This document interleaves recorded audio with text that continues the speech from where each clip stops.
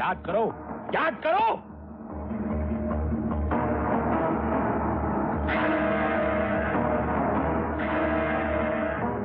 रवि सोनी कौन है? मुझे कुछ याद नहीं आ रहा। तो सोचो, अपने दिमाग पर जोर डालो, रवि सोनी के बारे में सोचो। मुझे कुछ याद नहीं आ रहा। रवि सोनी कौन है? कौन है रवि सोनी? मुझे कुछ याद नहीं आ रहा, कुछ याद नहीं आ रहा मुझे। बस बस बस बस, क्या कर जाएगा? Now relax, आओ मेरे साथ। यहाँ रिलैक्स, बैठो बैठो बैठो, लेट जाओ। हाँ बस बस बस, लेटे रहो। हाँ हाँ, अब सोचो, तुम रवि सोनी हो, रवि सोनी। हाँ सोचो, याद करो बेटे, याद करो, अपने दिमाग पर जोर डालो, याद करो बेटे, याद करो, याद करो, अपने दिमाग पर जोर डालो। हाँ बोलो, तुम क्या करते थे? बोलो, हैं? नौकरी, बिजनेस या कुछ और? आराम से, आराम से अपनी आंखें बंद कर लो। नौकरी, नौकरी, नौकरी कहाँ? कहाँ?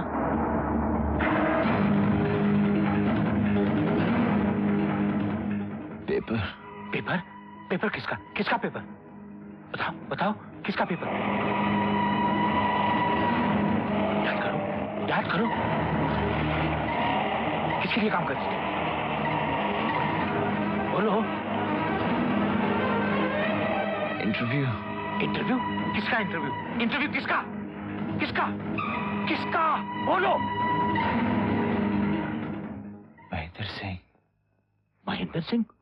उन घोड़ों को गोली मार दी जाती है जो ठीक से दौड़ नहीं सकते, लेकिन हमारे राज्य की राजनीति में रामा पाटिल जैसे लंगड़े घोड़े सबसे आगे, और कोई कुछ नहीं कहता। रामा पाटिल के भ्रष्टाचार का बरगद सारे राज्य में पूरी तरह अपनी जड़ें फैला चुका है और सब चुप हैं। क्यों? इसलिए कि हम आवाज उठाना नहीं जानते, इसलिए कि हम भूल चुके हैं कि अत्याचार को सहन करना भी कायरता है।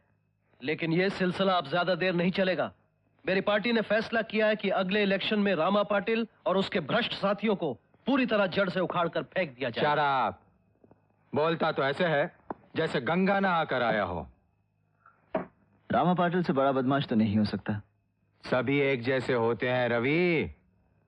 तुम शरीफ आदमी हो, सिर्फ सच्ची बातें लिखते हो, पर क्या तुम्हें मालूम है कि हमारे देवता समान नेता श्री महेंद्र सिंह जी का असली रूप क्या है? क्या है? पहले वो ऊटी में था, वहां किसी लड़की को अपनी जाल में फंसा लिया था। जब बात पड़ी तो मामला दबाने के लिए लड़की का गला ही दबा दिया। अगर ये सच है तो किसी ने इसके बारे में लिखा क्यों नहीं? इसलिए कि लोग महेंद्र सिंह को देवता मानते हैं, और जो नहीं मानते वो डरते हैं उससे। इंक्वायरी कैसे होगी? आप भी डरते हैं उससे? हाँ, मैं डरता नहीं हूं उससे, मगर तुम्हें तो मेरे उसूल मालूम है। जब तक पूरी स्टोरी मालूम ना हो मैं कभी नहीं छापता। अगर आप सच कह रहे हैं तो महेंद्र सिंह जैसे आदमी को बेनकाब करना बहुत जरूरी है। अगर तुम कर सकते हो तो करो, मैं तुम्हारे साथ हूं। अगली कवर स्टोरी यही होगी। यस रवि। ग्लोरिया, मैं कल ऊटी जाना चाहता हूँ। ऊटी? मैं भी चलती हूँ, अकेले बोर हो जाओगे। मैं वहाँ जरूरी काम से जा रहा हूँ, तुम अपने बॉयफ्रेंड के साथ चली जाना। अरे मेरे पास बॉयफ्रेंड कहाँ है यार? Shut up Gloria, just get me the ticket. Yes boss.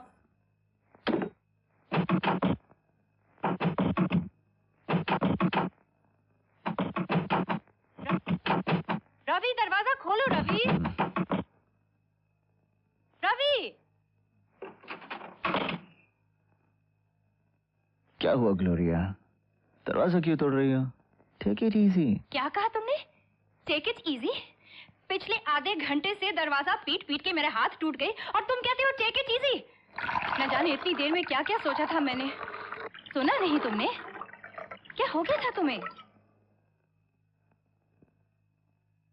क्या हो गया था मुझे? स्टोरी टाइप कर रहा था, थक गया था, थोड़ी सी पी ली। क्या टाइम क्या हुआ? सुबह के 4:25 हुए हैं। और 5:30 की फ्लाइट पकड़नी है तुम्हें। मिस्टर राय हमारे बॉस और इस एस्टेब्लिशमेंट के मालिक ठीक 4:30 बजे बिल्डिंग के नीचे मिलेंगे और तुम्हें एयरपोर्ट ले जाएंगे। अब जल्दी करो, तुम्हारी जरूरत की हर चीज बैग में लेकर आई हूँ। गर्म कपड़े, टेप रिकॉर्डर, कैमरा। ओहो, अब चलने की तैयारी करो। 3 मिनट और 25 सेकंड में बॉस पहुंचने वाले हैं। Good morning sir. मैं टैक्सी पकड़ के एयरपोर्ट चला जाता। आप फिक्र मत कीजिए, मैं कामयाब जरूर होऊंगा। तुम जरूर कामयाब होगे रवि, महेंद्र सिंह के अतीत की तलाश में। रवि, तुम इस मिशन की अहमियत को नहीं जानते। अगर कामयाब हो गए तो एक और मसीहा को बेनकाब करोगे।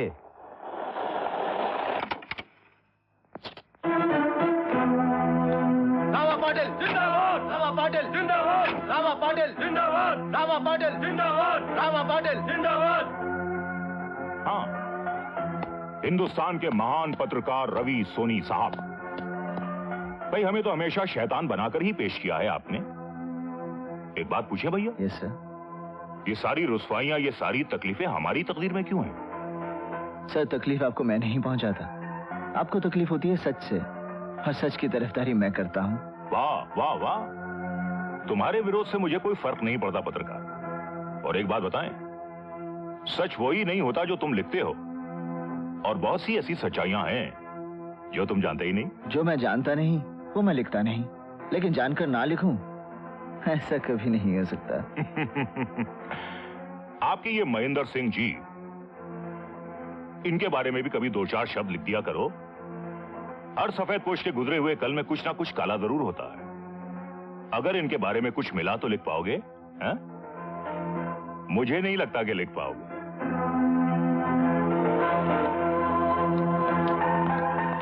कुत्ते भौंकते हैं, हाथी अपनी चाल चलते हैं। फ्लाइट का टाइम हो रहा है रवि। That's right, sir.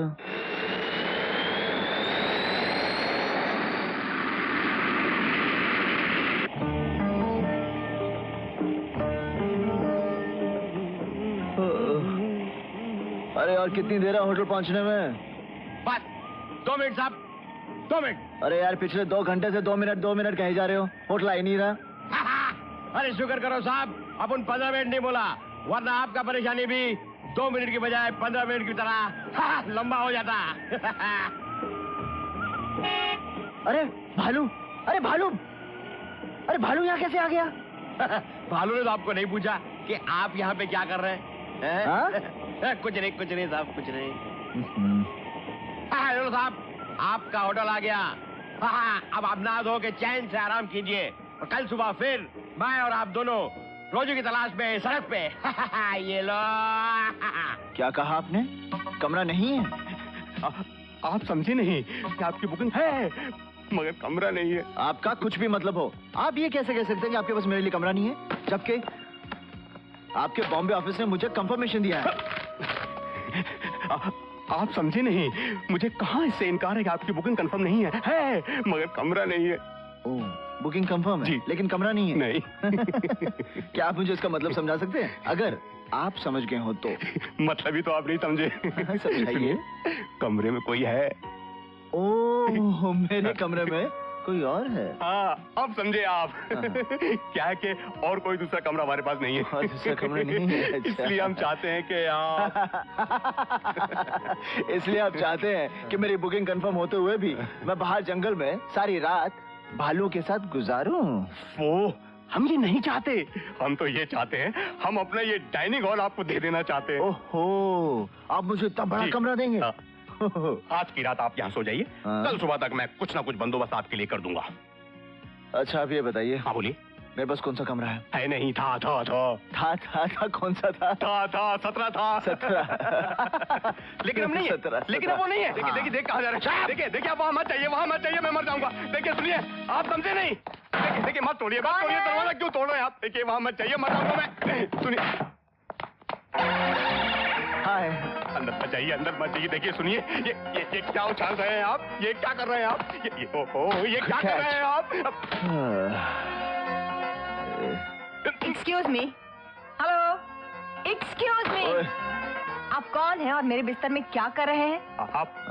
आप समझी नहीं। आप समझी नहीं। आप समझाइए। मैं समझाऊंगा मैं। मैंने एक बार आपसे कह दिया कि मैं वो कमरा नहीं छोड़ूंगी। ये बात है? जी हाँ। तो मेरा भी फैसला सुन लीजिए। सोऊंगा तो मैं उसी कमरे में सोऊंगा, ये मेरी जिद है। बिकॉज कंफर्मेशन मेरे पास है। देखिए, आप दोनों की जिदें पूरी हो सकती हैं। मेरा मतलब है, आप समझे नहीं। वो कमरा जो आप दोनों के दिलो दिमाग पर बुरी तरह छाया हुआ है, उसमें एक दरवाजा है। तो उस दरवाजे को कमरे के बीचों बीच रखकर मेरा ख्याल है कि आप दोनों चैन की नींद सो सकते हैं। मैडम, चिटकनी आपकी तरफ है, अपनी सुरक्षा के लिए बंद कर लीजिएगा। मिस्टर, अगर आपको बाथरूम जाना हो तो दरवाजे पर 3 बार नॉक करेगा, वरना दरवाजा नहीं खुलेगा। शुभ रात्रि। शुभ रात्रि। ओए,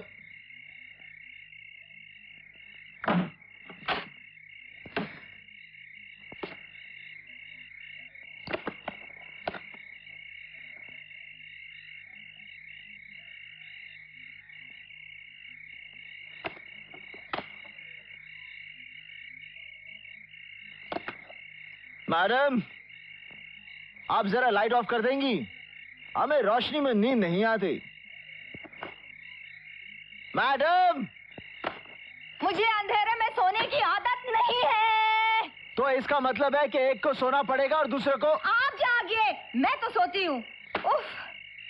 What a mean thing you are. तुम अपने आप को क्या राजकुमारी समझती हो? Shut up. Bloody fool, shut up. Shut up.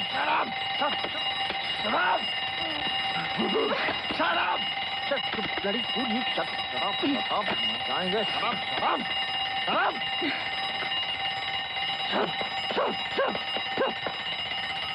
Excuse me.